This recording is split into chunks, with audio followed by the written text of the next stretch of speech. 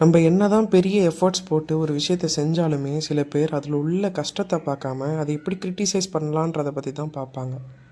இவங்களுக்கு மத்தியில் எப்படி சர்வே பண்ண போகிறோம்னு நினைக்கும் போது, ஆனால் நான் வளர்க்குற செடி எனக்கு ஒரு பாடத்தை புகட்டுச்சுங்க.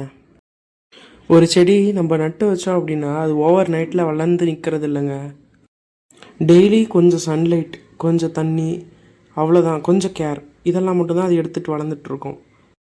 ஆனால் நம்ம அப்படி கொடுக்குற அந்த சின்ன சின்ன கேர் தான் அந்த செடியை பெரிய ரொம்ப ஸ்ட்ராங்கான வலிமையான மரமாக மாற்றுன்றது நமக்கு அப்போ தெரியாதுங்க. நம்ம லைஃப்பும் அதே மாதிரி தாங்க.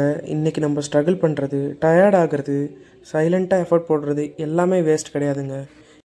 நம்ம இவ்வளோ எஃபர்ட்ஸ் போடுறோம் ஆனால் அதை யாருமே நோட் பண்ண மாட்டேன்றாங்களே அப்படின்ட்டு நம்ம கவலைப்படக்கூடாதுங்க. அதை நினச்சி இந்த செடியும் தன்னுடைய எஃபர்ட்ஸை போட்டுக்கிட்டு தாங்க இருக்கும். நாளுக்கு நாள் அது தண்ணி எடுத்துக்கும், சன்லைட்லேருந்து உணவு தயாரிச்சுக்கும், டெய்லியுமே அது எஃபர்ட் போட்டுக்கிட்டு தான் இருக்கும். ஆனால் அது இனிஷியலி யாருக்குமே அவ்வளோவா தெரியாது. ஆனால் அது ஒரு நாள் வளர்ந்து நிற்கும் போது தாங்க தெரியும், இவ்வளோ பெரிய இவ்வளோ சின்னதாக இருந்த செடி இவ்வளோ பெரிய மரமாக ஆகி நிற்குது அப்படின்னு சொல்லிட்டு.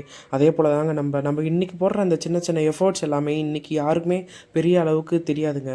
நம்ம ஒரு நாள் வளர்ந்து நிற்கும் போது தாங்க தெரியும் நம்ம போட்ட எஃபர்ட்ஸ் எவ்வளோ ஒர்த்தானது அப்படின்னு சொல்லிட்டு. ஸோ உன் ஸ்பீடை ஸ்லோவாக இருந்தாலும் பரவாயில்ல, கம்பேர் பண்ண தேவையில்ல. ஜஸ்ட்டு கண்டினியூ பண்ணாலே போதும். Silently, patiently, strongly. ஒரு நாள் நம்ம கூட ஒரு பெரிய மரமாக வளர்ந்து நிற்கலாம்.